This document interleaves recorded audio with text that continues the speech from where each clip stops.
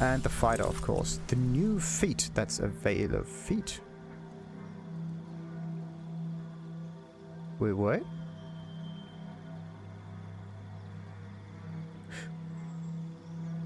Why does Astarion not get a feat? New feat available. Wait, where?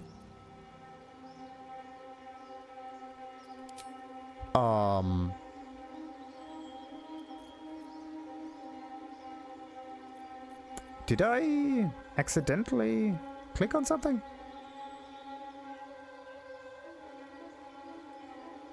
That's kind of weird. What? That's strange. Select the feat.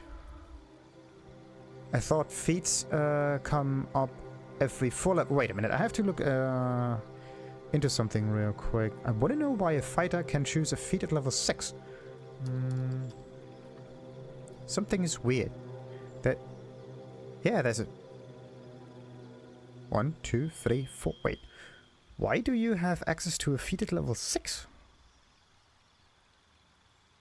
I thought it's every 4 levels. So level 4, level 8 and level 12. But no, the fighter has access to a feat at level 6 and 8. They are extremely overpowered. Not only do they get extra attacks, giving you basically the most overpowered attribute ever, but they also get an additional feat at level 6. Wow. Okay, what does the rogue get? Expertise, yes. So... Expertise at level 6 for the rogue and at level 1. This is why the rogue's so interesting. But... And how many feats do we have? Oh, interesting. So the rogue gets a feat at level 4, 8 and 12. And there is another feat at level 8. So the order is somewhat... Oh, wait a minute. At level 10. There you go. So there's every it's not a quarter, every third level, or like every 4 levels you get at least 1 feat at the last level, 4, 8 and 12, and there's another feat somewhere. But is it for all classes? Let's just look into wizard real quick, and maybe barbarians as well. I want to know. No, barbarians only have 3 feats. Very interesting. But they do get some brutal critical or whatnot. Very interesting. Very interesting indeed. Yeah, all other classes get feats at the end of their 4 levels. And it's very annoying, really, because the wizard does not get an additional thingy at some levels. Level 3. What does the wizard get at level 3? Spell slots. Some spell unlocks, but nothing special. That's kind of mean. Every other class seems to get something special, but wizards, they don't seem to get that much love. What else do they... Okay, the only thing that they really do get, when they don't get anything, if you can consider that, is a larger jump on the spell slots. That's basically what happens there. They get... Yeah, they get 1 extra slot, and sometimes 2. And that's 1, and then 2. Yeah, every time they get nothing, they do get extra spell slots. So this is how they get better. They're getting rewarded in spell slots. Very nice. So what about bards, clerics, druids, and monks, though?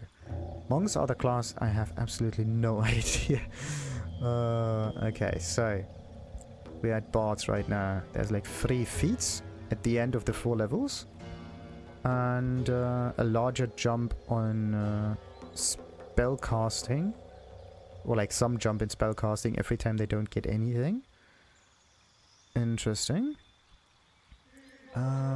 Clerics, what do they get? Oh, okay. The wiki for clerics is not as complete as it should be. I thought that was there. Oh. They don't have that. That's weird. The level up table for clerics is not quite complete in the wiki. That's a bit sad. That is a wee bit sad.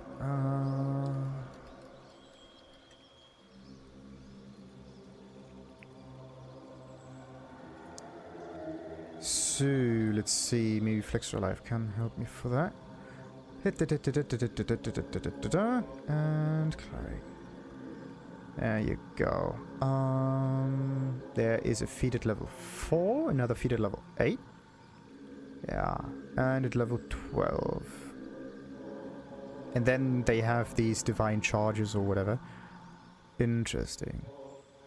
The druid gets 3 feet, and similar to all the other spellcasters, when they get nothing, they get spells. What's this one? The monk gets 3 feet as well. And what about the special thing? They do get an extra attack, sure. But do I see anything? And that they do get some interesting passives or whatever, but... Interesting. They do get a lot, though. So, paladins... Oh, rangers, yes. Sorcerers and warlocks, that's the ones that I haven't looked into yet. So, 3 feet for the paladin, and a larger spell slot increase at level 9. Every time they get nothing, again. Same for the ranger. Also level 9, they do get something... some more spells there. But also just 3 feet. And then 3 feet for the sorcerer. And like all the others, more spell slots when they don't get anything. And the warlock, what do they have? They get feats and some strange mystic arcanum, whatever this is, at level 8. Level 11. What is this thing? Your patron bestows you magical secrets. From the Warlock spell list, you can cast your Arcanum spell once without expanding a spell slot. You must finish a long rest before you can do so again. So it's kind of like an extra spell slot, basically, for a dedicated 6th level slot. Interesting. And of course they get some Eldritch invocations or whatnot. Very interesting. But fighters. What was the other one? Fighters and rogues. Both of them get more feats. Interesting. So, sadly the ranger doesn't get any additional feat. Otherwise I would have maybe considered going ranger. Yeah, getting ranger a little bit higher. Okay, wait a minute. What if I... Oh, yeah, wait a minute. So, just the... No, the rogue doesn't get any extra attacks. Ah, come on. And also level 6 doesn't really matter. Not what I was looking for.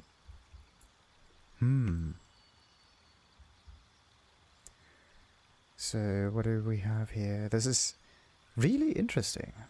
4 feats. So if you... Yeah, actually, for everybody choosing a class, but not wanting to build the perfect class or whatnot, I would actually say just choose the fighter. Choose the fighter, and then you may have gotten yourself some nice choice. Pretty sweet.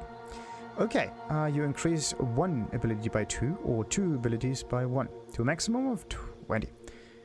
And of course we want her to deal a ton of damage. And what else do we have though? She can just get feats for pretty much everything. The problem is Okay, wait a minute. What about Heavy Armor Master? Your strength increases by 1 to a maximum of 20. Incoming damage from non-magical attacks also decreases by 3 while you're wearing heavy armor. Ooh. What armor is she wearing, by the way? I have no clue. Do we have heavy armor stuff unlocked already or not? Heavy Armor Master? Yeah, that's that one. Increase your strength score by 1. But I seem to have not yet unlocked heavy armor stuff. Yeah. Okay. You gain armor proficiency with heavy armor, and your strength increases by 1 to a maximum of 20. That's also another thing. When they land a critical hit or kill a target with a melee weapon attack, you can make another melee weapon attack as a bonus action that turn. Yeah, exactly. That's kind of cool. Wait a minute. Battle Master is not the one that has easier ways of critting, but it does have nice abilities, right? What you need is Champion. Champion crits easier. So what else we got? Lucky. You gain 3 luck points, which you can use to gain advantage on attack rolls and so on and so forth.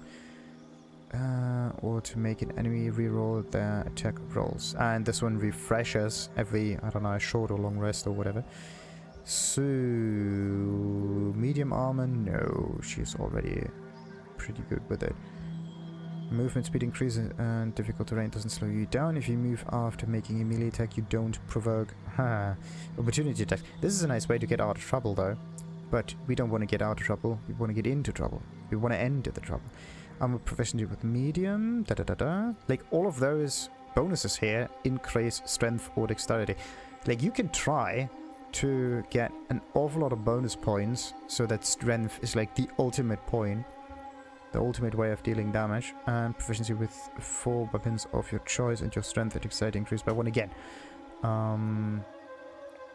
Okay, your hit points increase by 2 for every level you've gained. That's actually kind of interesting. Similar to some dwarf scaling. You can maybe... Yeah, actually it's a very good idea.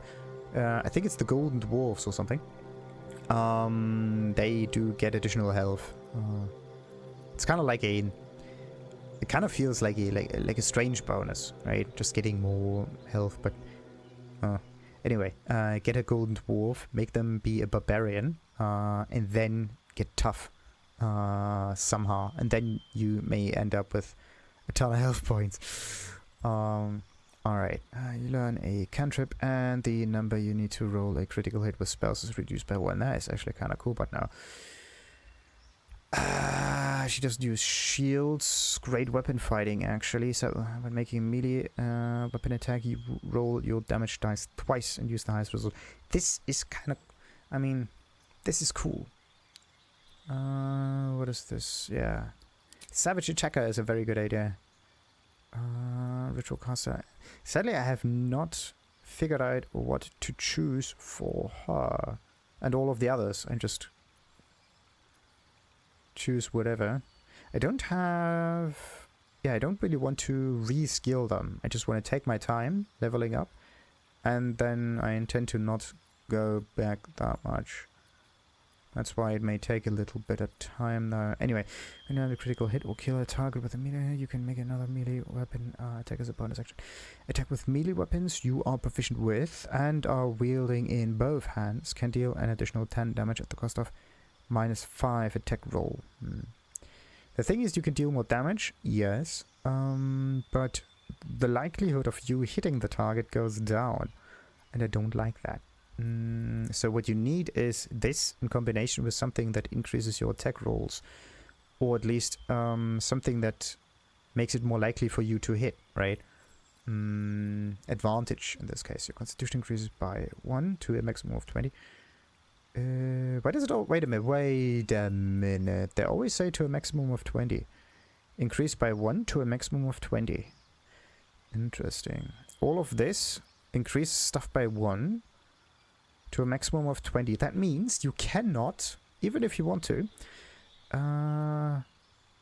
Sharpshooter is the same thing as the great weapon thing. Interesting. Range attack weapons do not receive penalties from high ground rules, so you always can shoot upwards or whatnot. Range weapon attacks with weapons you are proficient with have a -5 penalty to attack rolls and again deal more damage. So sharpshooter or great weapon fighter is a very nice idea, as long as you can make the attack rolls happen. You get advantage of opportunity attacks. No. Sentinel is kind of like the opposite of whatever this other fighting style was. Whatever. Savage Attacker is kind of cool. When making melee weapon attacks, you roll your damage dice twice and use the highest result. This makes things more likely. It's kind of like advantage, actually. but for the damage and not for the chance of hitting.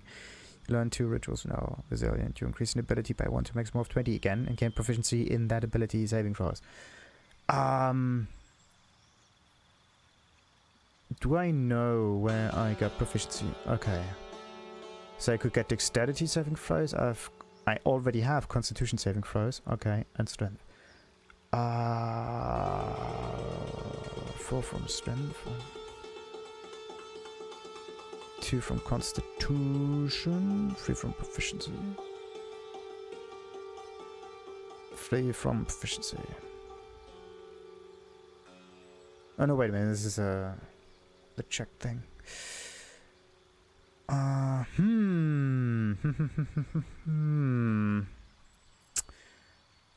This is mean. Okay, so what else we got though? Durable constitution increases by 1 to maximum. So you regain full hit points each time you take a short rest. I mean, this is cool, but also not so much. Dungeon Delver. You gain advantage on perception checks made to detect hidden objects. Hahaha. And then a saving throw made to avoid or resist traps. This is cool, but I don't know who would benefit. You gain resistance to the damage dealt by traps. Yeah, sure, but oh, wait a minute. Not only the saving throw that makes it more likely for you to not get hit, but also the damage itself goes lower. That's kind of neat. You can use 2 about fighting even if your weapons aren't light, and you gain a +1 bonus to armor class while wielding a melee weapon. You cannot dual wield heavy weapons. Oh yeah, that last sentence is like and this is the... where is this thing? But attacking while wielding a finesse weapon you are proficient with, you can use a reaction to add your proficiency bonus to your armor class. A reaction. So you can only be attacked once, but it would still work. The proficiency is pretty high for armor. Wow. If you get defensive duelist, you may be able to survive a lot. Anyway, when... does it say what kind of attack happens? You can use a reaction to add your proficiency to your armor class. When attacked while wielding a finesse weapon. While wielding a finesse... What do they mean by wielding? Having it in hand or having it equipped? Anyway, when you make... This is something that you have to look for in... like, either test it yourself or look for in wikis or forums or whatnot. When you make crossbow attacks within melee range, the attack rolls do not have disadvantage, which is great. Your piercing shot also inflicts gaping wounds for twice as long. That was the bleeding thing, right? Anyway, charger. You gain charge, weapon attack, and charger shaft. Okay. It uses more, doesn't provoke opportunity attacks, kinda nice. Deal more damage, charge forward, and slam your weapon into the first enemy in your way. Oh, this is good. Shove the first enemy in your way. Your chance depends on your athletics and if you are hidden or invisible. We don't want to shove them, we want to attack them. That's actually a... oh, this charger thing is really cool. It does not say that it has a cooldown, but again, I have a slight feeling that this charger weapon attack is something like a short rest thing. Charger. So, does it? No! It does not come with a short rest parameter on it. Very nice. And it gives you +5 whatever the weapon damage is. So, by the way, always have the wiki open, because otherwise you don't know what you are going to take. This should be stated right in there, what kind of damage it does. +5 weapon damage. I mean, it could be deal more weapon damage. More could also just be 1, right? Strength or dexterity increases by 1 to a maximum of now. When you are prone, standing up uses significantly less movement. Your jump distance also increases by 50%. This is awesome. You can just jump across the battlefield. Significantly less movement does not tell me anything. There you go. 1.5 meters of your movement speed. 1.5? Like usually, if you want to get... Yeah, there we go. A prone creature must spend half its movement speed to stand up. And if you're a very fast character, you lose an awful lot of movement speed, right? Because it's half of whatever you have. But this one limits it to 1.5 meters. And this is absolutely amazing if you try to use a jump and attack kind of build. So, could be good for rogues with backstabbing and whatnot. Could be good. Actually, rogues would benefit a lot because they can jump multiple times. The only thing is the... No, backstabbing would not be affected by it because it does not use bonus actions. Yeah. It's only when you're dual wielding or whatnot.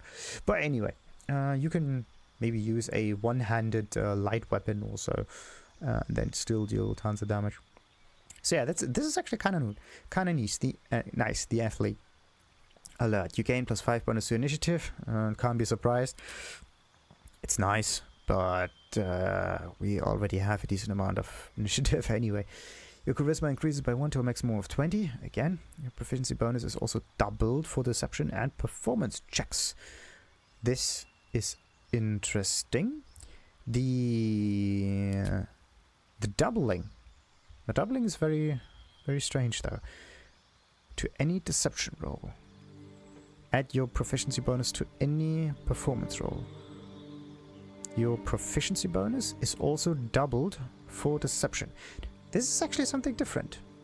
This one says you add proficiency bonus to any deception roll. And this one says it's doubled. That's weird.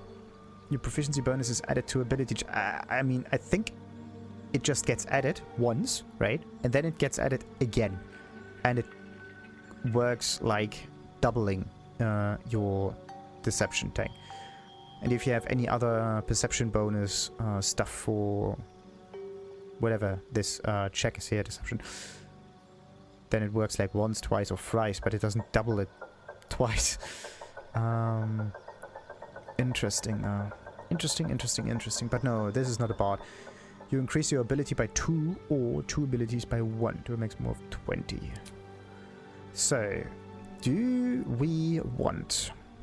I could just increase this one to 20 and not get another bonus. The thing is, if I do this, if I increase this by 2 points, all of the other bonuses in here that would increase my strength again, right? I would lose the bonus effect from, right? You gain armor proficiency with heavy armor and your strength increases by 1, for example. Like you get 2 things, strength and heavy weapon proficiency in this case. So if I am already at the maximum of 20 and I were to use this, I would waste an additional point. It would be better for me to choose something that increases it by 1 and another one that increases it also by 1, and both of them give me a bonus effect as well, because this is a better way of choosing it.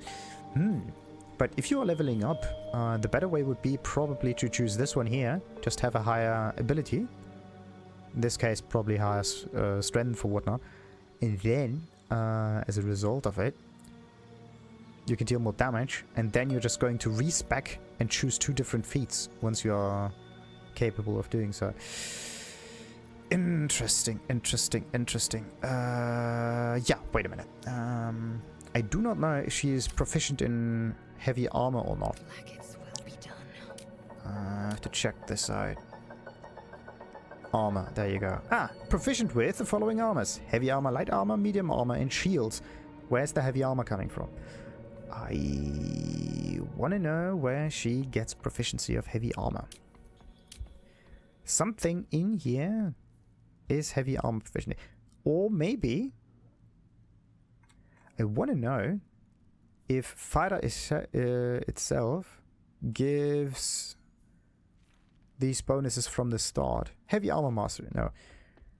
This is just the reduction in damage. Where is the heavy armor mastery coming from? Martial Prodigy, probably. Lifetime of Relentless Training gave you armor proficiency with light and medium armor, as well as proficiency with a short sword, long sword, and great sword. This one is everything except great stuff. Great weapon fighting. This is something else. Why are we proficient with heavy armor? Huh. That is strange. We shouldn't be. Somehow we got proficient in heavy armor and I do not know why. It probably is a fixed thing that happens every time you just level up. So, wait a minute. Fighter.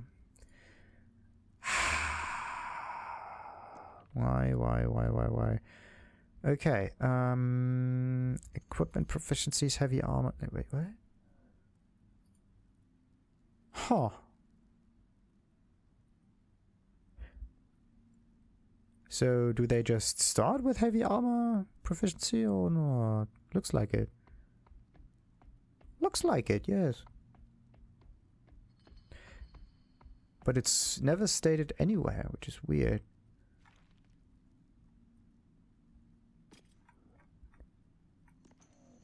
Very, very interesting. So there's like equipment proficiency. Maybe I should look for proficiencies.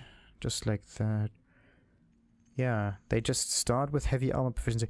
Either I'm blind or something in the description doesn't really tell me that. Like Martial Prodigy.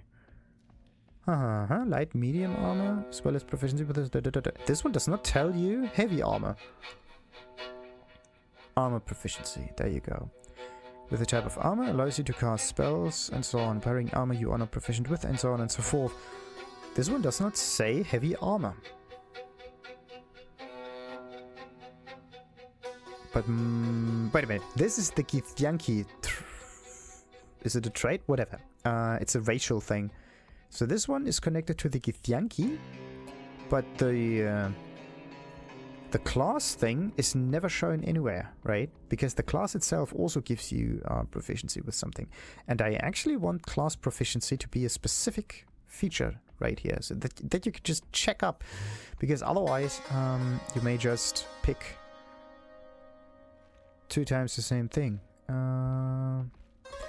Proficiency bonuses, or proficiencies as well. There you go. Class weapon proficiencies? No. Armor proficiencies. Proficiencies. Armor and shield proficiency. Shields are a piece of equipment wielded by the offhand, yada yada yada. A creature, yada yada yada. And so yeah, armor and shield proficiency by race and class. That's an interesting one. So, shield dwarf, of course, have... it's kind of funny. The shield dwarf, from a race perspective, has medium and light armor proficiency, but no shield proficiency. It's right in the name shield dwarf. For some reason, they don't seem to get any shield proficiency, which is weird.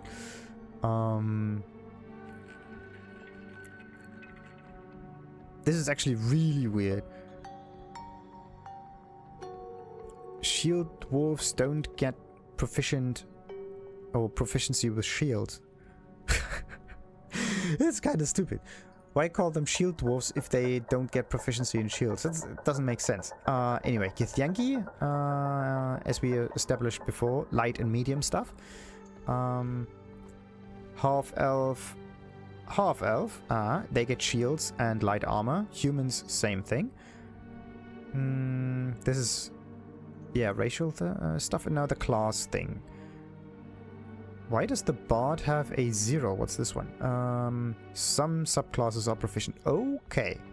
So probably College of Swords or whatever gets proficiency or whatnot. So the ranger has heavy armor proficiency. I don't want to go into heavy armor proficiency because I want to use my dexterity bonus for higher armor classes. So were we... yes, fighter just starts with heavy armor proficiency from the get-go, but it's never mentioned anywhere.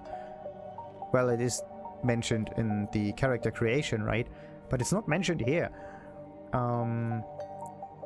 The only way you can figure out if you're proficient in heavy armor is if you look into proficiency bonus and hover over this thing here. Now you know you're proficient with heavy armor. But if you go into the level up thing, it's not showing, which is weird. Like nothing in here tells you you are proficient with heavy armor. So you do not know. Well, I mean, if you know how the game works, right? You can just choose whatever, but I just want... Maybe even if you hover over fighter, right? But something in here telling you exactly what you're proficient with or whatnot. That would be neat. Like a bonus list telling you every proficiencies. Unbloody believable. Because otherwise I would have chosen heavily armored, right? In order to get the heavy armor proficiency. But we already have that, so it's not necessary for us to get that. So the next thing would be critical hit thing for that and bonus damage. But this one would make the attack rolls more on less likely to hit, which is not cool. I don't want that. Okay, so which one was it? I'm not going for that one. That's kind of interesting, but no, as I said before, I don't want to use that. What I want to do is choose strength bonus by 1 and a bonus effect.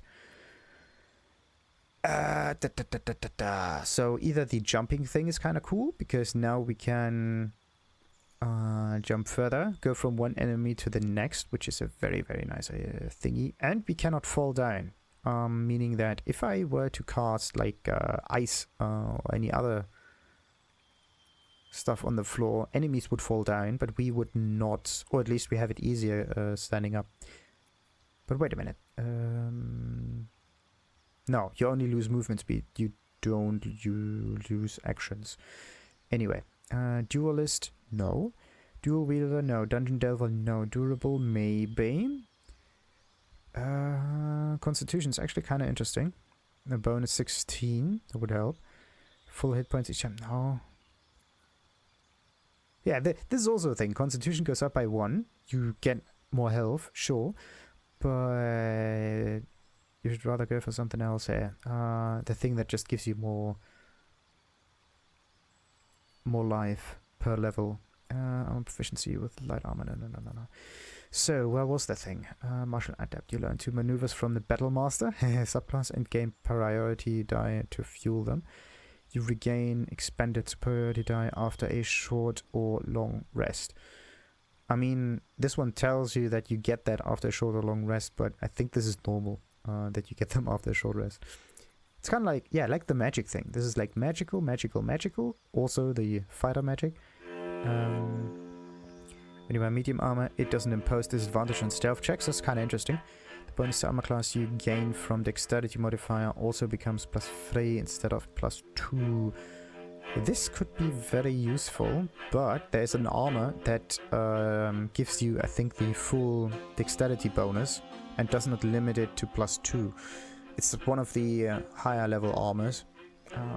But yeah, this is one reason why you shouldn't take that one if you go for medium armor. Just get the better armor. Like the special one, if you want to get more points. You gain armor proficiency with me. No. We don't want that. Performer, nope. Where was the thing that I wanted? Increase it ability by 1 or to a maximum of 20 and gain proficiency in that ability saving throw. No. This is cool, but no, because we already are proficient in strength. You learn 2 ritual, nope. When making melee weapon attacks, you roll your damage twice and use the highest one. This is good, but it's only useful if we already hit, right? But this is also kind of interesting. No, wait a minute. No, it's not. I mean, we could use this with a great weapon fighter. But is there something in here that gives me advantage while hitting things? You can use a reaction to make the weapon attack against them. No, this is not it. Shield Master, you gain +2 bonus to dexterity saving throws while wielding a shield. If a spell forces you to make a dexterity saving throw, you can use a reaction to shield yourself and diminish the effect. On a failed saving throw, you only take half the damage. On successful saving throws, you don't take any damage. Skilled, you gain proficiency in 3 skills of your choice. This is like persuasion and whatever. But yeah, let's say we have that 3 skills of my choice. Which ones could that be? Animal handling? No. She doesn't do any talking. Anything strength related, basically. So acrobatic is not strength, but something else with an A. Is the order different? Yeah. I think the order is different because athletics is a strength thing, so it always starts like this is the order: strength, dexterity, constitution, and so on. But sadly, there's no constitution checks in here. It's only the active things. You gotta begin. This is sorted by name and not by stats. So, oh, you have to remember what kind of names you're looking for. I mean, there are different ways of sorting that out, but this is a different one. It's nice that it's at least sorted by something, but it's not sorted by something that makes sense-ish, right? Because if it's sorted by name, you have to know the name you're looking for, right? The other way would be to know the stat you want to increase, and then you know, okay, the first, the stat that it depends on, and you go like, okay, strength is something up here, then comes dexterity stuff, then comes intelligence, wisdom, and at the end charisma, right? And then you know exactly where you are looking for things. But this one here, you have to look for everything. Okay. This is the thing that I mean, it makes it easier for people who already know what they want, right? Because they can just go by the name. But people who search for something and don't know what they're looking for yet, don't have it that easy, have it more difficult finding it. There's 2 different ways how you could structure the way information is presented. So anyway, what was I? Should I consider that perception? There is nothing in here that relates to strengthy stuff except for intimidate. No. It's not it. I think there are like... Can it be that there's only one? Yeah, I think there's only one thing that scales with strength, and it's athletics. Yeah. Weird. Whatever. Spell sniper, not tavern brawler. When you make an unarmed attack, use an improvised weapon or throw something, your damage modifier is added twice to the damage. And again, it says twice, but we know how the thing works. If you look on that one, it says something else. No, still the same thing. Weird. Sometimes it says it gets added twice, and sometimes it just adds it again, which is considered to be twice. So this is more of that. You can also use reaction to use shocking grasp at a target moving out of melee range. Kind of cool, but no. Weapon master, you gain proficiency with your 4 weapons of your choice, and your strength and dexterity increased by 1 to a maximum. This is cool. You get 2 additional points. But the weapon master thing with a proficiency of the weapon of my choice, select feat possible. 0 out of 0, because it's a fighter and fighters are proficient in anything already. So this would be more interesting for rangers, maybe? Anyone who needs whatever kind of weapon. So, where was I? This is actually kind of cool if you're already superiority dice 1. Your superiority dice are d8s. You have 1. At fighter level 10, these dice become d10s. They fuel your battle master maneuvers and are expended upon use. You regain expended superiority. You regain and gain 1. Okay. And gain a superiority die. Why just 1? Dice are spent to empower. Yeah, this one just gives you 1. But at least you have access to additional feats. But if you're already a battle master, it may just be a bit too much, because again, we would... When also a creature misses you with a melee attack. Oh, anything that's passive might be a very good thing.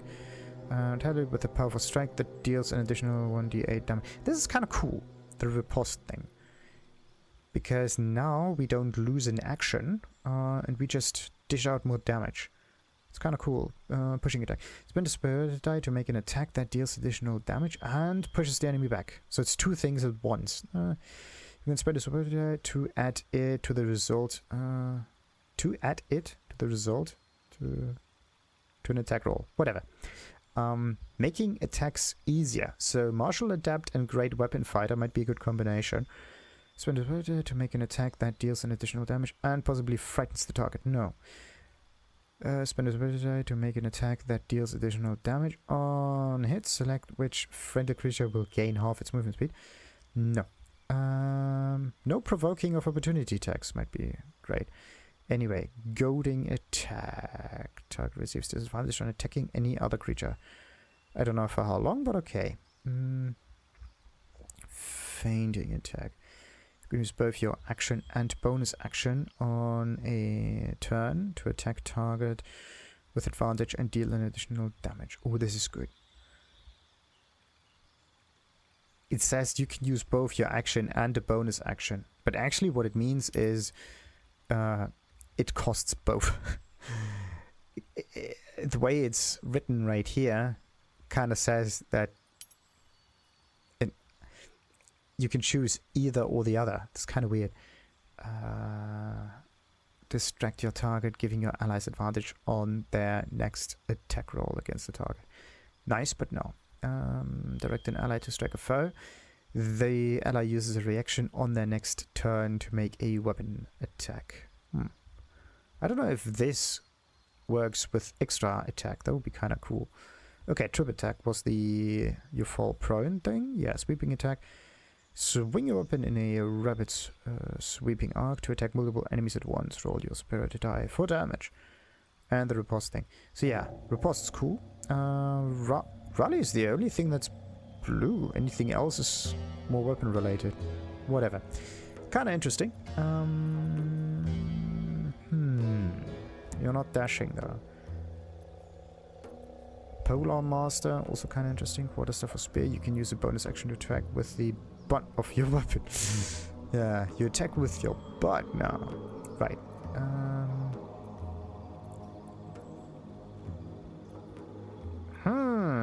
Alright. So, which one was it? You gain 3 luck points, which you can use to gain advantage. How? Once per long rest, yeah. I mean, luck points make it easier for you to hit, right? Anything that works with a great weapon fighter. Or kill a target with a melee weapon attack, you can make another melee weapon attack as a bonus action. The thing is... Wait a minute.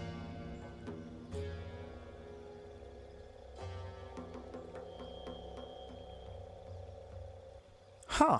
If you really think about it, you can just deactivate the toggleable kind of thing. The -5 thing here.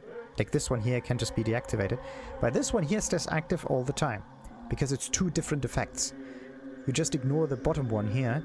It's nice to have, right? But this one here, the bonus action thing, is good for your action economy. And that's good. Because, again, this game is best played by utilizing as many actions as possible. And just overwhelming the enemy. You can use 2...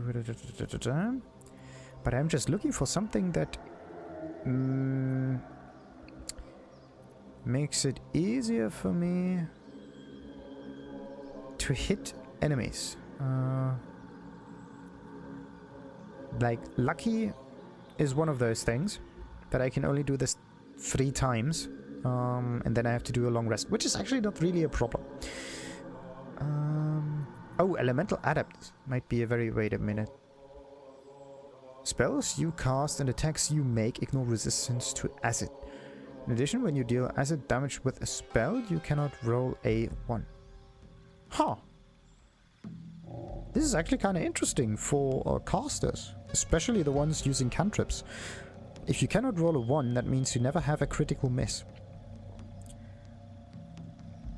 Spells you cast and attacks you make ignore resistance. They completely ignore resistance. This is amazing. Every caster should get Elemental Adept, this thing, and focus on one of those, right? Thunder damage is kind of the most funny thing about it. But yeah, kind of cool. But wait a minute. Spells you cast and attacks you make ignore resistance to acid damage. Wait a minute. If I were to use Elemental Adept with a special arrow, for example, right? I could deal tons of damage.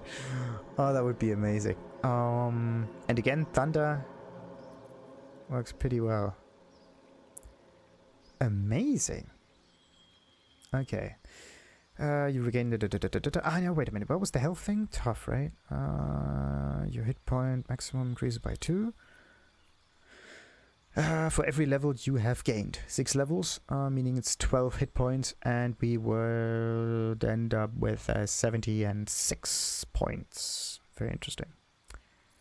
But no. Moderately armored. No. Lightly armored. No. Great weapon fighting. Yeah. So I'm gonna go for great weapon fighting probably, and then lucky in order to make the attacks more likely to hit. But wasn't there another thing? Wasn't there anything else in here that had the? Yeah, when you make an unarmed. Of course, you have to be unarmed. You learn a cantrip, yes, and it's easier for you to crit with it. Okay, wait a minute. Looks like.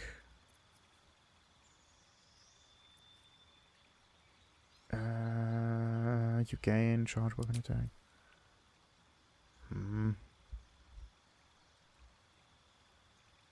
It's +5.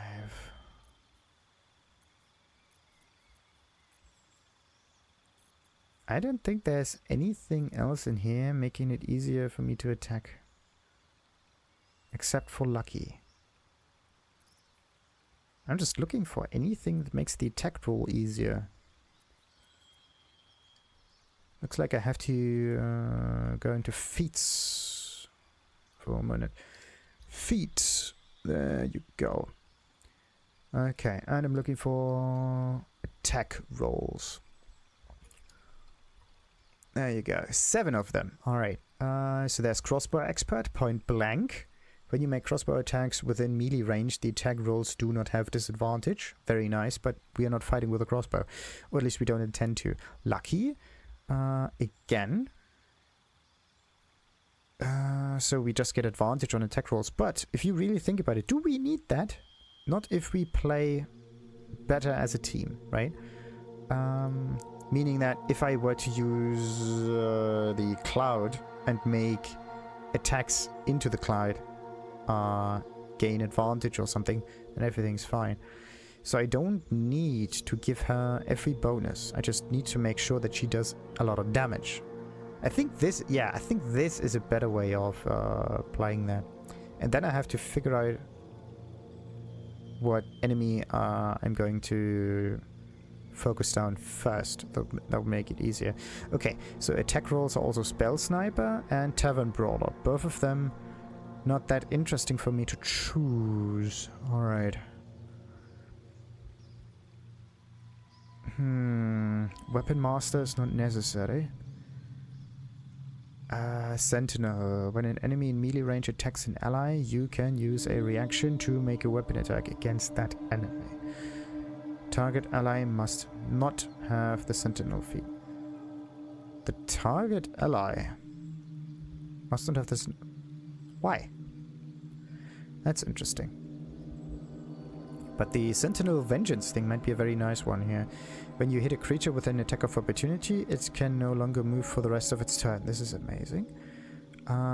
Sentinel Opportunity Advantage. You gain advantage on opportunity attacks. Ho-ho! Okay, so Sentinels with good positioning. Oh, this is amazing. This is kind of like chess. If you move one piece in order to lock another piece in place.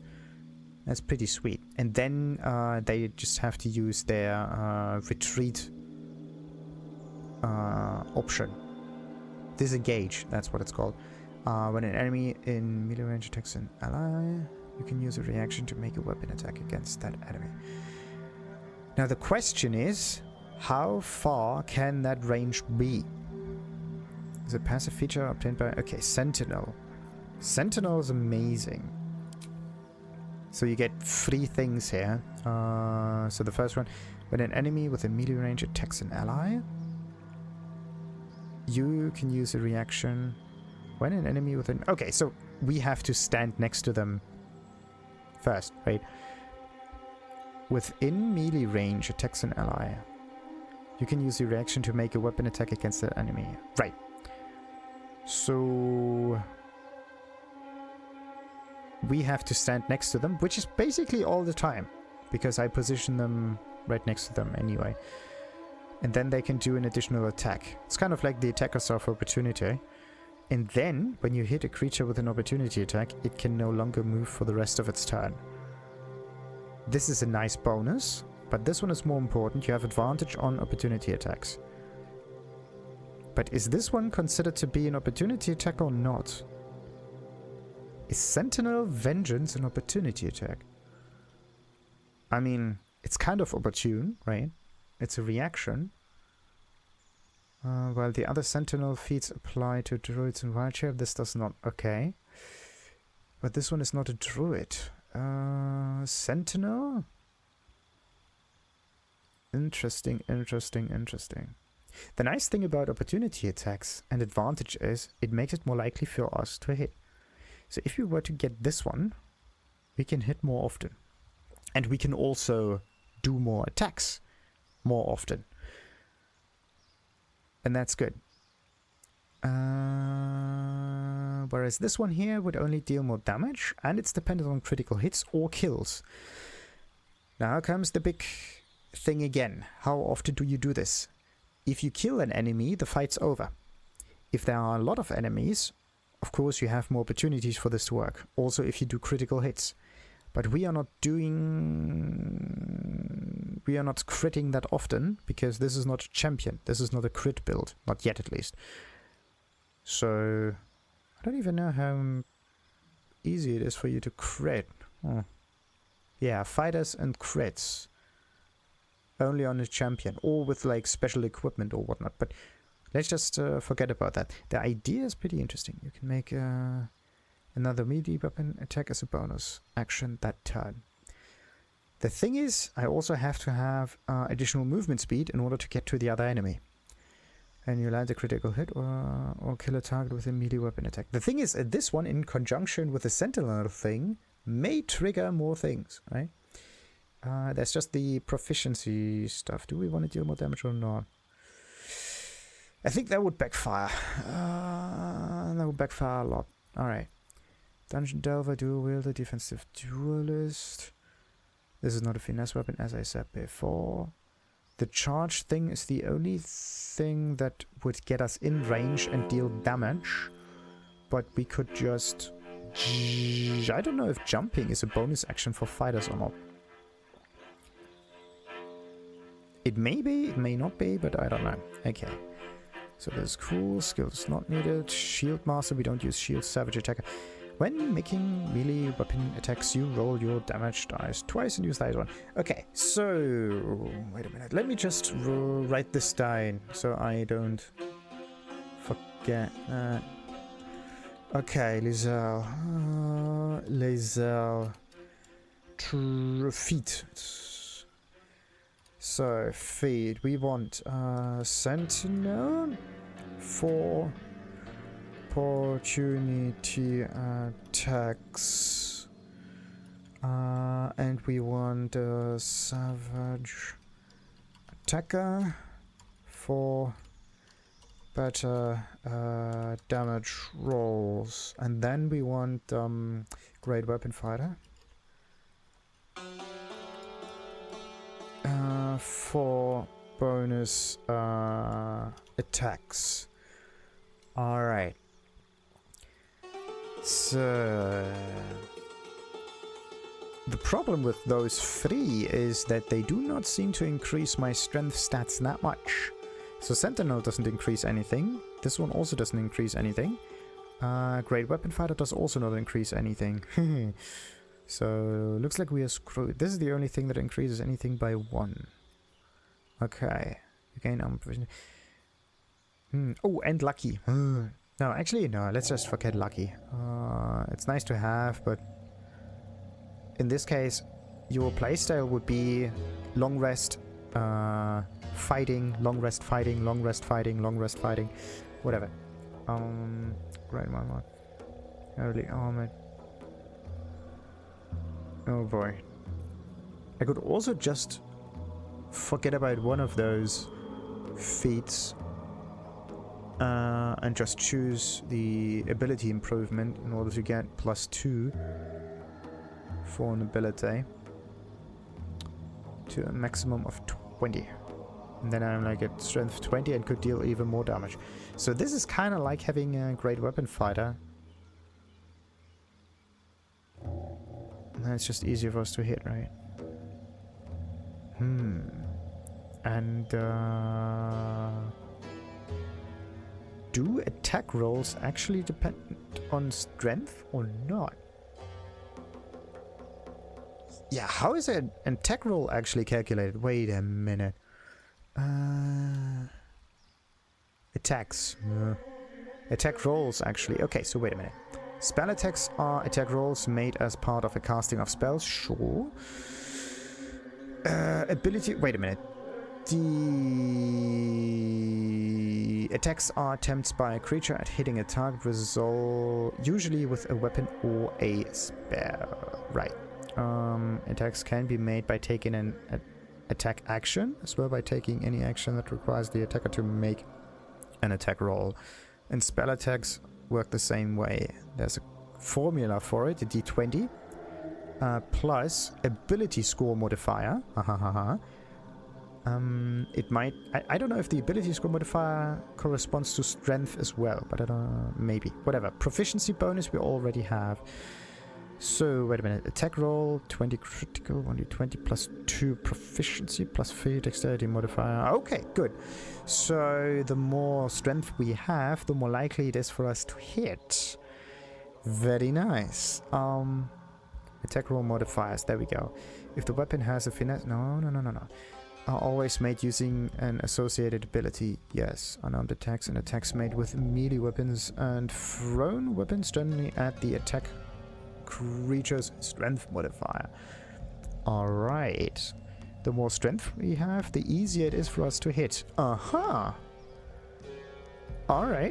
So if you know the formula for it, that means that this one here, that gives you more strength, because I'm going to choose strength, kind of works like lucky. Or like it increases your attack rolls. And this is the thing.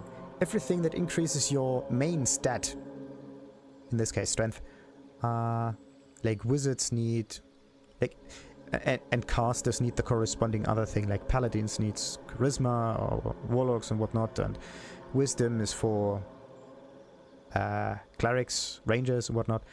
Mages are intelligence dependent, and of course dexterity is used with finesse weapons. And it's right there in the description. Finesse weapons also affects your initiative and... No, armor class. Affects your effectiveness with... It says effectiveness, right? It's like... But there's no such thing as an effectiveness thing stat in this game. Attack rolls are like effectiveness. But there's efficiency and then there's effectiveness. Kind of similar, but different.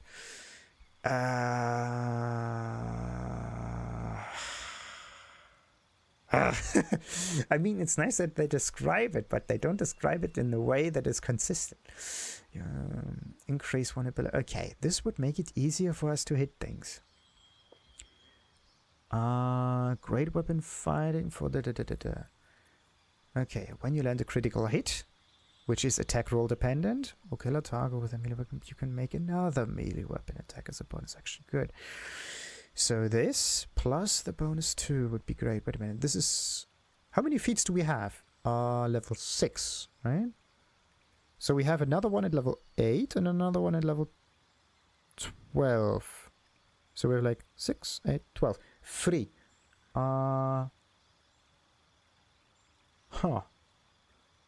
And I wrote down 3. Oh boy. I got Savage Attacker, Sentinel, and Great Weapon Fighter. Heavy Armor, for some reason, not so much. Incoming damage from non-magical attacks also decreases by 3 while you're wearing Heavy Armor.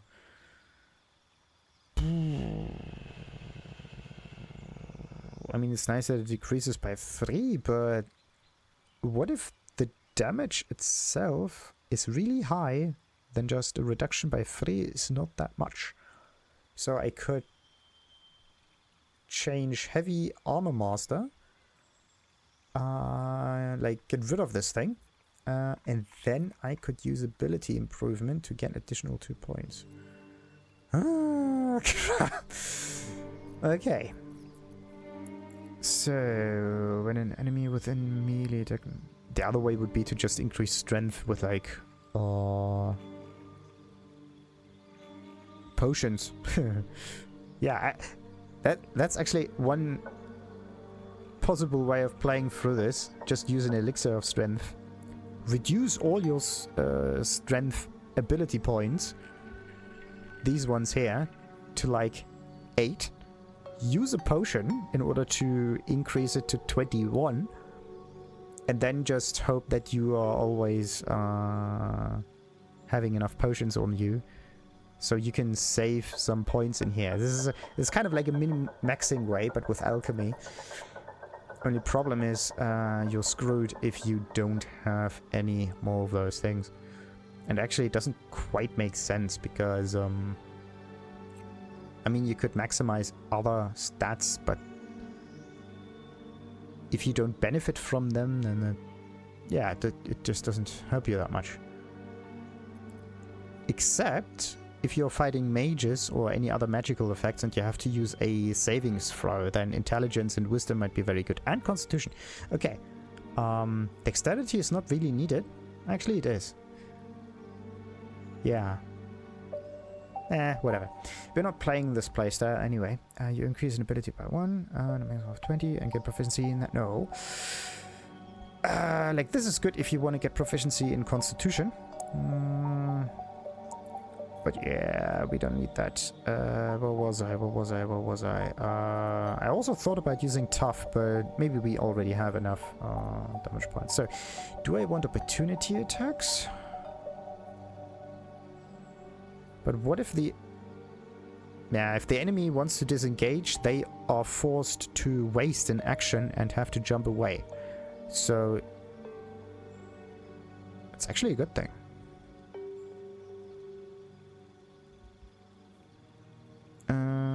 Attacks and ally. Okay, this is... When you hit a creature with an opportunity attack, it can no longer move for the rest of its turn. Doesn't matter. Opportunity attack. Advantage is always good. Yeah, we're going for Sentinel. Alright, let's accept that. Okay. Took long enough, I know. So nice. Unbloody believable. Took forever. What did I choose for her, though? Savage Attacker.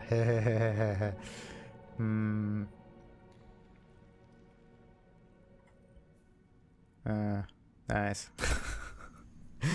So I need Sentinel on Karlach, and then I can do the same thing. If you have 4 Sentinels, right?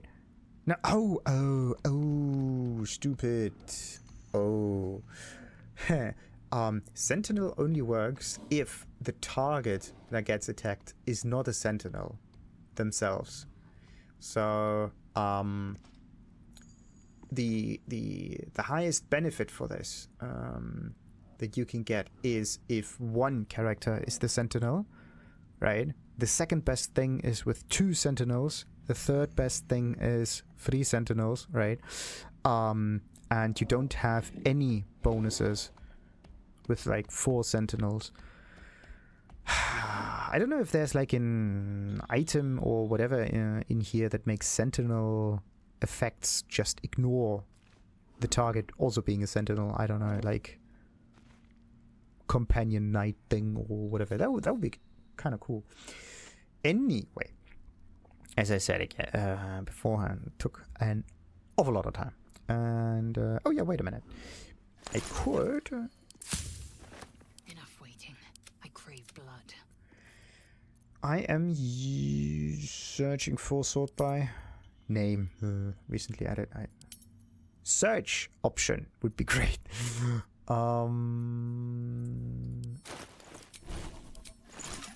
This one needs a search option. Okay, so elixir. Did I say potion, by the way? No. Let's hope not. So hill giant. Yeah, elixir of strength and resistance is.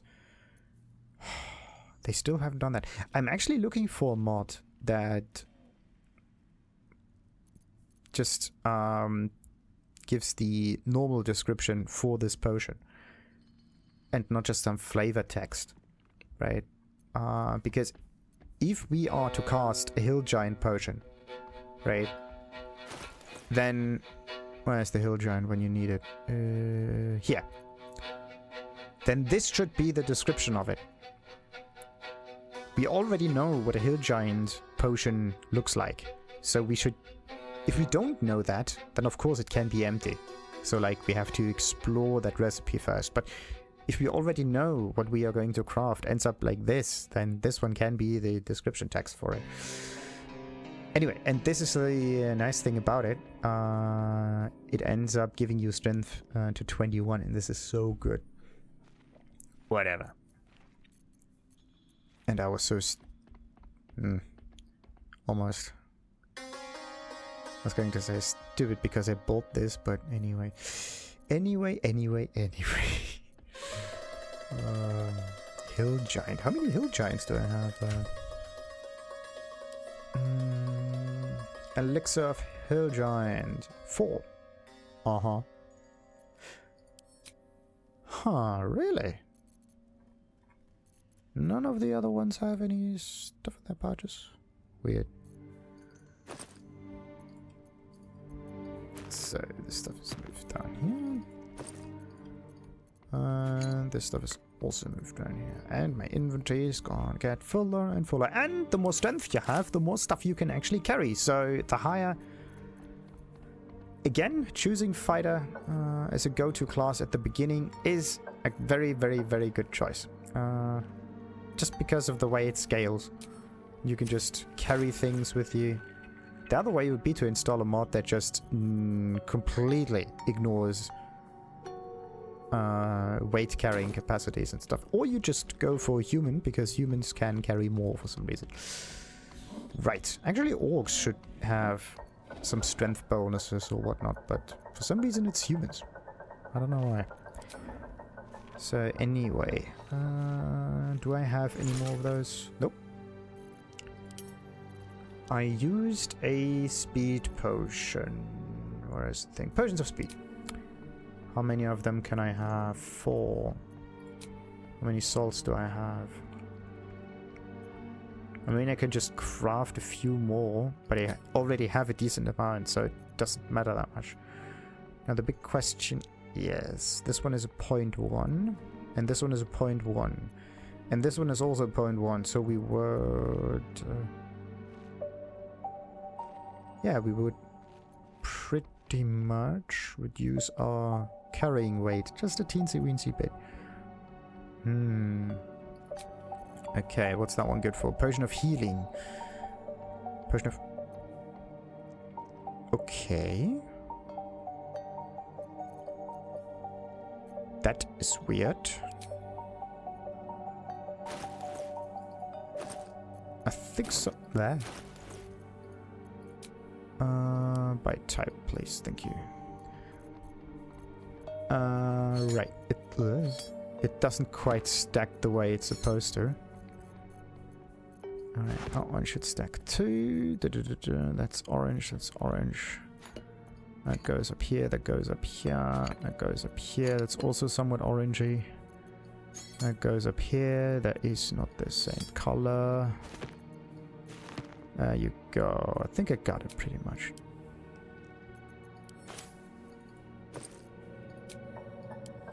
There.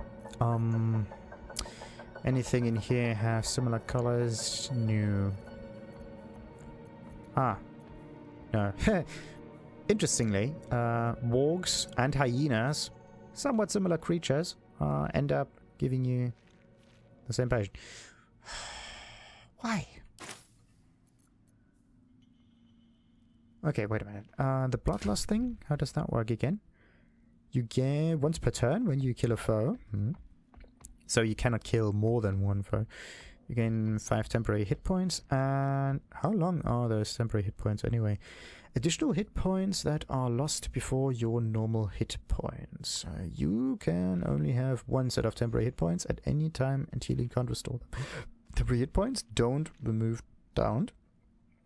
Sadly, and disappear after long rest. Good. So you cannot use temporary hit points in order to bring people back up on their feet. But you can throw a potion on them. So, and an additional action. Replaces effects from other elixirs when drunk. It's an elixir!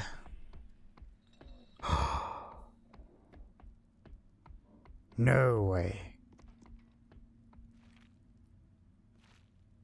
Wow.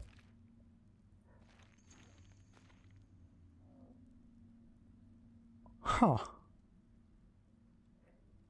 Very interesting indeed. Okay, wait a minute. This is actually very interesting.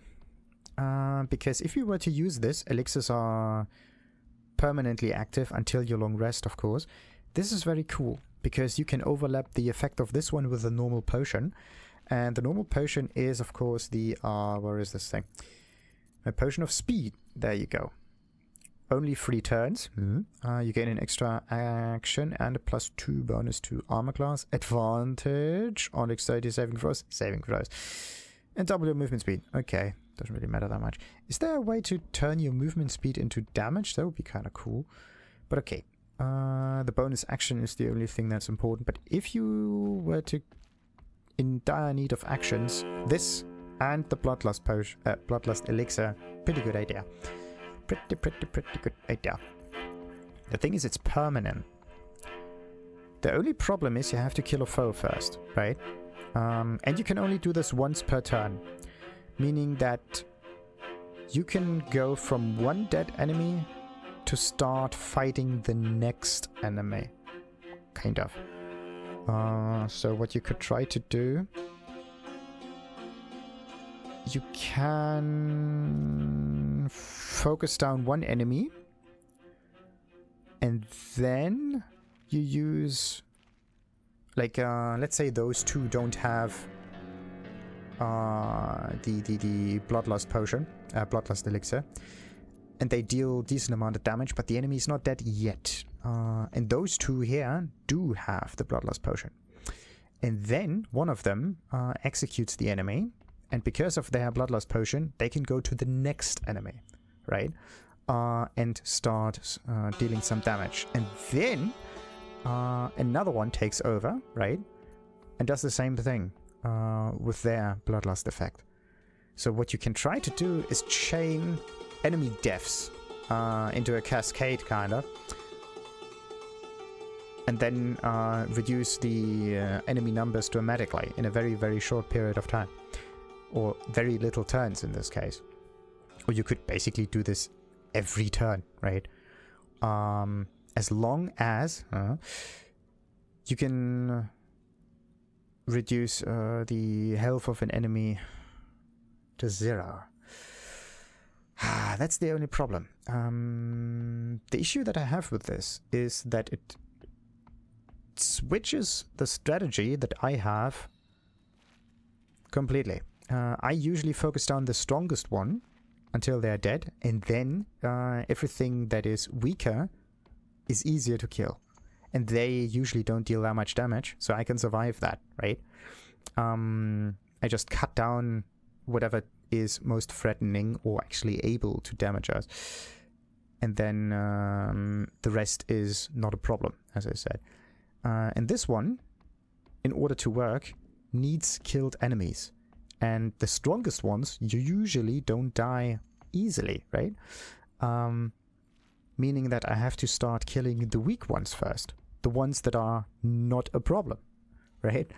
And that means that the enemy, who still is a problem, remains alive.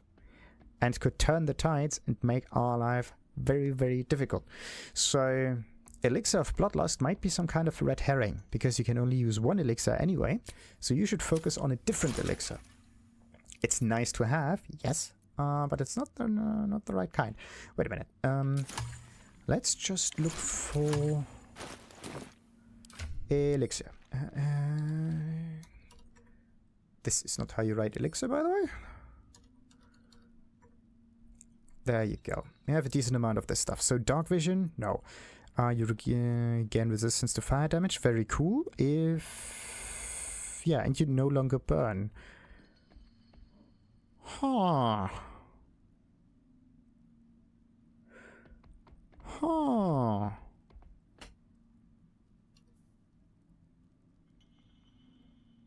Okay, that's very interesting. If you can no longer burn, and same thing for the poison stuff. Is poison the one with the damage? Suffers disadvantage on attack rolls and ability checks. No, this is not it. I thought this would deal poison damage. But the nice thing about this is that it would support a very offensive burning playstyle. So you just lay waste to the whole field. You just throw these things all over the place, right? And then there's this thing here, fire, deals so and so much damage. This one is considered fire, right? It's not considered burning. Anyway, but this is the same effect, I think. So we can basically walk on fire if we were to use this fire resistance elixir. And then we can just throw these arrows all over the place, stand inside the flames, and any enemy that gets close to us still takes fire damage. That would be a very good idea. Okay, anyway, dark vision is not that interesting. Colossus, very cool. Weapons deal an additional damage. You gain advantage on strength checks and saves. Strength checks. Meaning strength checks is an attack, right? Tests whether an action is successful. Attack rolls based on a die roll. Your ability modifier, any bonuses, and checks difficulty class. Yes. On strength checks, Colossus. Colossus increases our chance of hitting enemies. That's good. So either we go for Colossus if we already have enough strength, or we go for Hill Giant if we need the strength. Places effects from other elixirs when drawing, sure. What else we got? Carrying capacity is also increased by 25%. Very nice. Until next long rest. The question is just what kind of items do we need for this? Gain an additional level 2 spell slot. Places effects from other elixirs when drunk. But wait a minute. Spell slots, how do they regain spell slots? By taking a long rest? Do you get a full spell slot? Let's just hope you get a full spell slot. I don't know how this works, basically. But alright. Peerless Focus. Drink to gain advantage. On concentration check? Nah. And against being charmed, magic can't put you to sleep. Replaces other effects and so on. No. Lightning resistance. Same as the fire thingy. You can no longer be shocked, electrocuted, jolted. Otherwise affected by lightning. I think this would go against the lightning build, like this one here. I don't know if that completely disables it by accident or whatnot, but anyway. Gain 10 temporary hit points and become blessed. Temporary hit points. That are lost before your normal hit points. You can only have one set of temporary hit points at a time, and healing can't restore them. Temporary hit points don't remove down and disappear after a moment. The thing is, you gain 10 temporary hit points, but I don't know what happens if you do a short rest. Can you gain temporary hit points by going for a short rest or not? Gains 1d4 bonus to attack rolls and saving. Ooh, blessings are good. Oh, blessings are amazing. Okay, so we need one character in the team that is like a boon of blessing. That would be very, very beneficial. Whatever. Colossus, very cool. Sylvanus neutralizes the effects of all poison. It just says it's an elixir, but it's not really an elixir, I think. whatever. Gain resistance to psychic damage. That elixir can be thrown and so on and so forth. But it's not like all of the other ones that give you immunity to something. Drink to increase your armor class to 16. We are at 20. We don't need that. And darkness, burning. Nope. And that is pretty much it. So what's the other stuff that we could make? Arcane cultivation. This is one of those you gain a spell slot thing. Barkskin is the 16 armor class, wasn't it? By the look of it. I think that's the one. Colossus. Vigilant.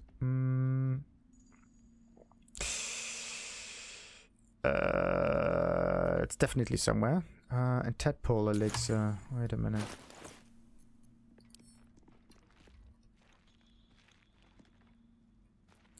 Vigilance. Alright. Let's just look at this. No, wait a minute. Elixir. Every time I use W, why? Elixirs. A list of elixirs. This is exactly what I need. Okay, so there's of course the elemental stuff. There's also a force resistance thing that would be kind of interesting. Not craftable, sadly. Consume the elixir to gain resistance to force damage. Replaces effects on other when drunk. Okay. Nothing special though. Okay, thunder damage, arcane cultivation, barkskin, we got this one, dark vision, fire resistance, heroism is the blessing thing, peerless focus is the one with the advantage on concentration saves, but okay. Poison resistance, we got this one, Colossus, vigilance, gain a +5 bonus to initiative, so we can start earlier in the chain. You can't be surprised. Well, that's nice, but what is surprise, by the way? Loses duration end of rounds, can be mitigated by the feat alert, cannot take actions or reactions. Only at the first turn, pretty much. So, Elixir of Cloud Giant. Cloud Giant? Increase your strength to 27. What? So there's a hill giant and then there's a cloud giant. Makes sense because they're so large that they reach the clouds. Battle Mage power, what's this one? Gain Arcane Acuity for 3 turns, what's this? Affected entity has a +1 bonus to its spell attack rolls, nice. Spell save, okay. Reduce the duration by 2 each time the entity takes damage. Arcane Acuity has a maximum duration, 10 turns. Properties, if already applied. Why is it an elixir if it cannot... if it's not permanent? That's kind of weird.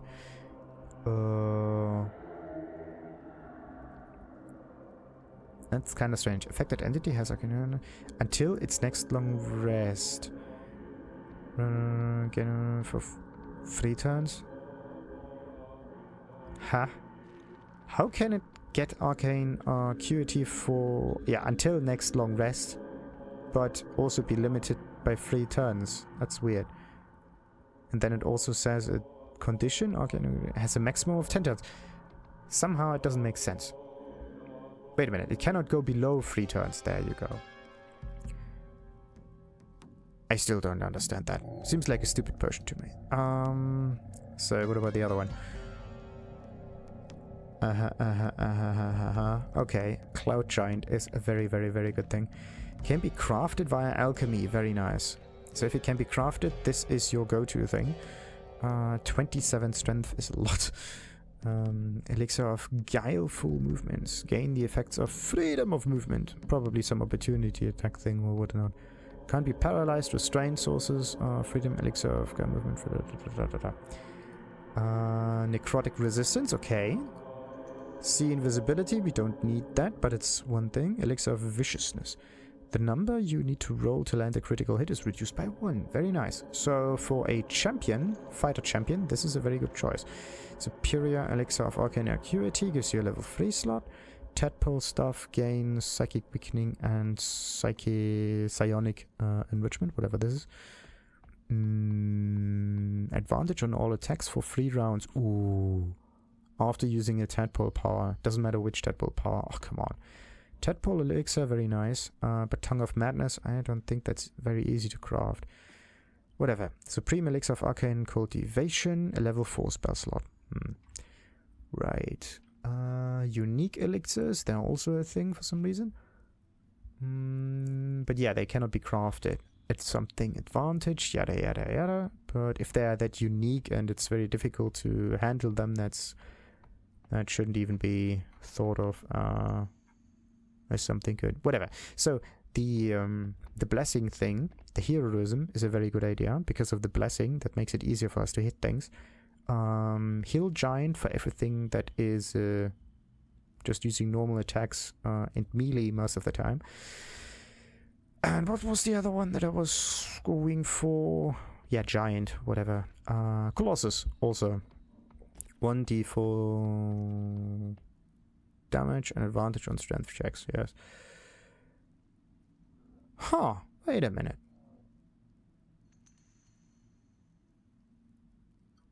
Oh, it uses a chasm creeper. Oh, you gotta be kidding me. It's very easy to craft.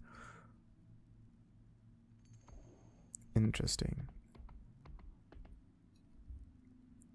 So, grants resistance to necrotic damage that lasts until a long rest. Okay, resistance to necrotic damage is nice, but resistance just halves the damage you take from it, nothing more. Doing to increase your size. Why is that one so powerful? Colossus is amazing. It has multiple... The idea of advantage is actually very strong, right? Because you can roll twice for an attack. Okay, there's only one problem. If we already have advantage, we do not gain advantage twice. So we cannot roll 3 times or whatnot. So if you have advantage, you should choose a different potion. The giant potion, probably. But still, advantage also makes everything more likely to hit. So we don't really need an increase in the chance of hitting, like in strength checks or whatnot, but still. The Colossus makes it easier for us to hit, so we can offload the damage we deal onto different effects, different feats, different traits, whatever. That's actually a very good idea. So what I mean by this is we should focus on increasing our chance of hitting one way, and then we should focus on increasing our damage with another way. And both of them combined give us a better result than just having a little bit here and a little bit there, right? Something to think about. I don't know if that actually makes sense for this game at least, but that would be a very interesting thing. So, can I craft the Colossus? How often can I craft? A lot. Oy, oy, oy, oy, oy. So who would benefit from this? The Colossus thing is a strength-related stuff, so those two. Lae'zel and Karlach, both of them would benefit from the fact that it's easier for them to hit, and if it is easier for them to hit, then they could probably sustain some reduced attack rolls with the great weapon fighting. Huh. Opportunity attack. Okay, wait a minute. What should I do? What should I do? What should I do? I do not need to hit all the time. Or at least I do not need to get unnecessarily high attack rolls if I already hit, right? So let's say the enemy has an armor class of 10, meaning that everything higher than 10 makes them get hit or something like that. The higher your armor class, the harder you are to hit.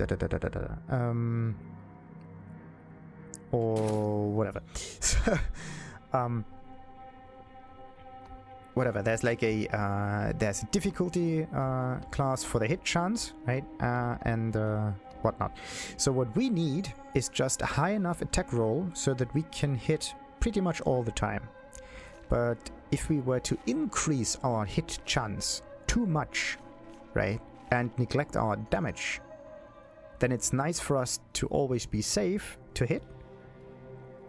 But again, we lose out on potential damage. In this case, we should reduce our attack rolls just a teensy weensy bit. Maybe not always hit, right? But if we hit, we can deal more damage. So there should be some kind of critical, not critical, that's the wrong word, but minimum threshold, or like good enough threshold, right, that you should reach for attack rolls, so that you can always hit your enemies. Like this one here has a +9, for example. This one here has a 6 and a 7. That has an 8. That one has a 7, and so on and so forth. Wait a minute. Total bonus +7. Something from strength, weapon enchantment, and proficiency bonus. Yes. It's kind of interesting that this one already has strength associated with it. And then all of this is added onto your roll. And the attack roll is a d20. Right. And then you also have your armor class. Yeah, otherwise there's no way for you to actually do damage to someone who has like 20 or even higher armor, right? It's very unlikely, but it can happen.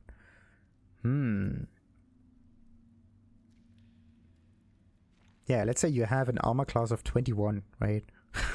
If you do not have any bonuses for any attack roll bonuses or whatever, it is impossible for enemies to deal any damage. The game kind of considers it as evasion or whatnot, but anyway. So what else we got? That's just the damage. That's the damage.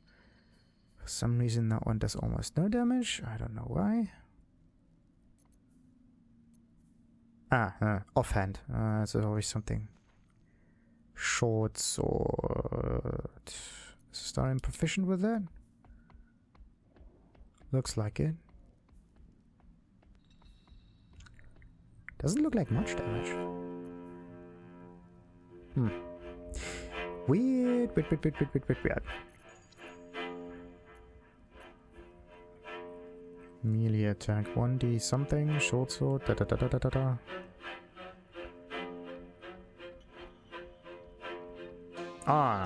This one takes the damage apart very nicely. If you look at the short sword, for example, 1d6, this is the weapon thing, and then the +3 comes from the dexterity. I always thought that the plus whatever number is also weapon dependent, but it's actually stat dependent. I want to call it stats and not abilities. So confusing.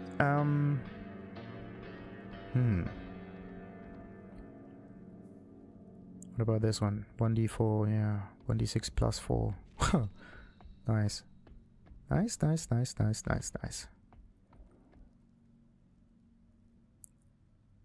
So, range attack. That's just the damage. What about the hit chance?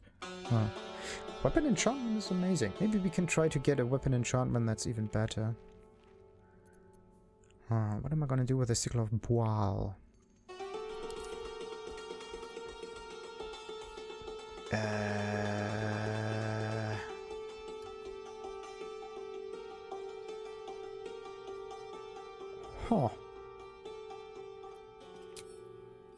That's weird. At least things have stayed interesting.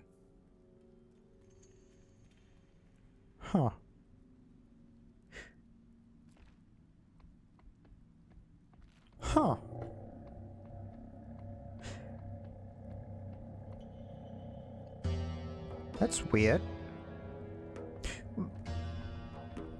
Usually the sickle thingy gives you bonus damage. Why not anymore? There was some Boooal bonus that you get. And it should be right there in the description. It says it's infused with the inconceivable might of Boooal, yada yada yada. And there was some bonus damage that you can get with this sickle. Wait a minute, let me just look into this again.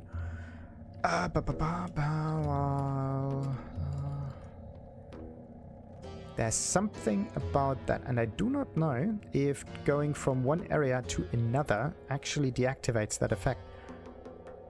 If you sacrifice a companion, yes, and you cannot resurrect them, by the way, not good, you will get the permanent buff Boooal's Benediction. But I already have Boooal's Benediction, don't I?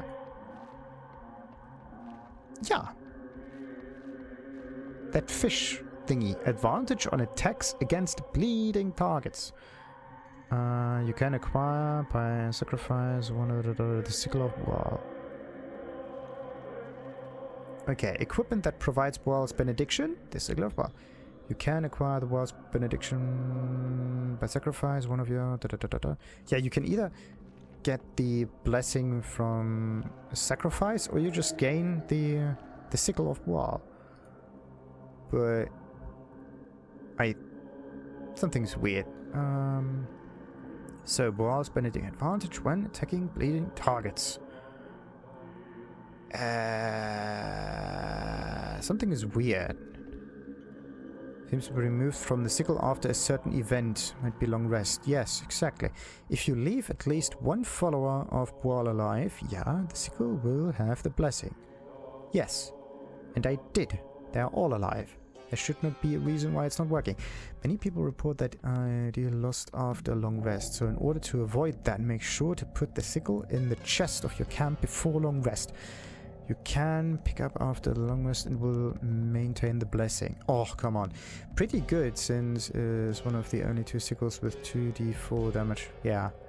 I mean, it's nice, but I still don't use this as a melee thing.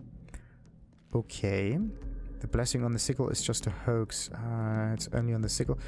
Do nothing when you equip it, and will lose the blessing on the Sickle after long rest. Since these fish priests will keep the killing no matter how you try to convince him, you may as well just kill them for XP. That's also a good idea.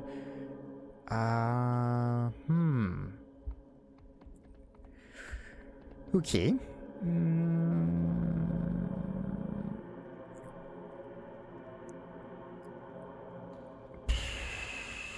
This is kind of stupid.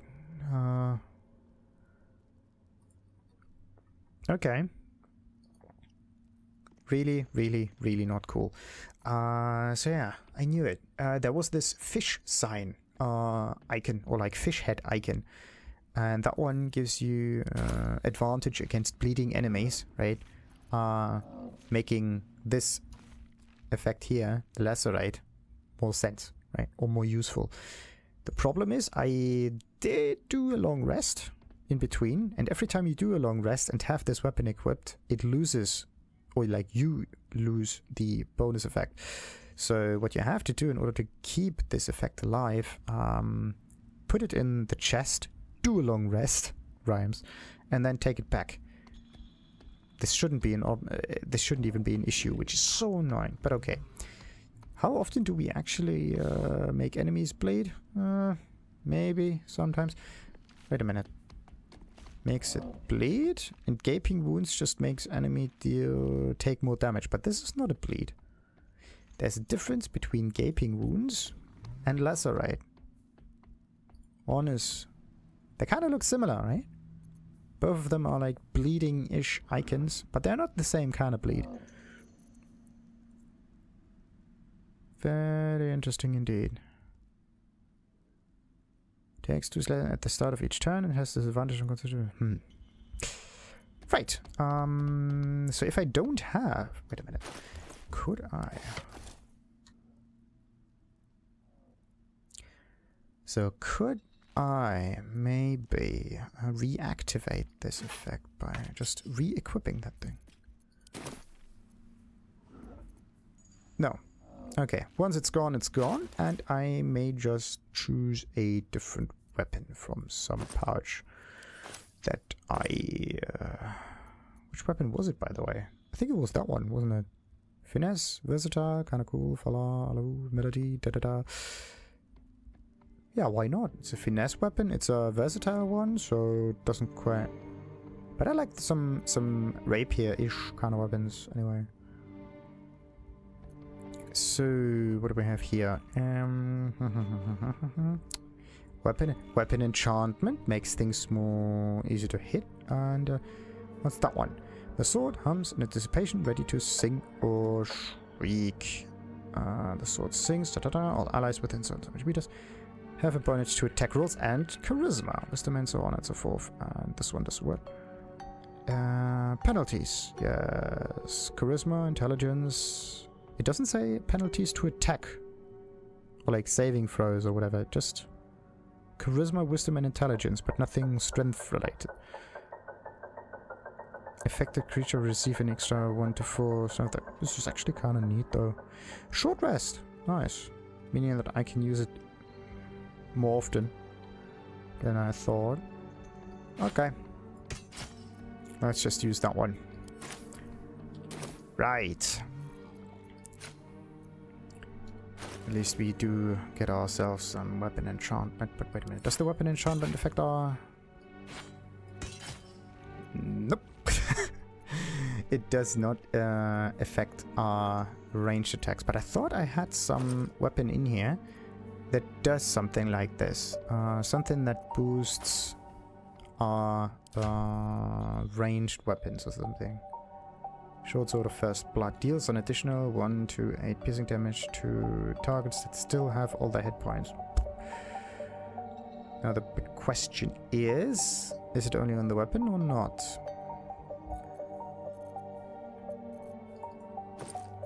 So, any weapons in here?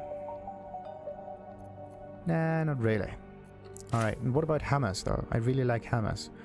Searing, smite, bludgeoning, light, thrown, whatnot. Nah. Alright. Maybe I have a nice weapon anywhere else. Okay, so let's end this episode. This is a plural probably. And continue at another time. Till then, like and subscribe. And ta-ta!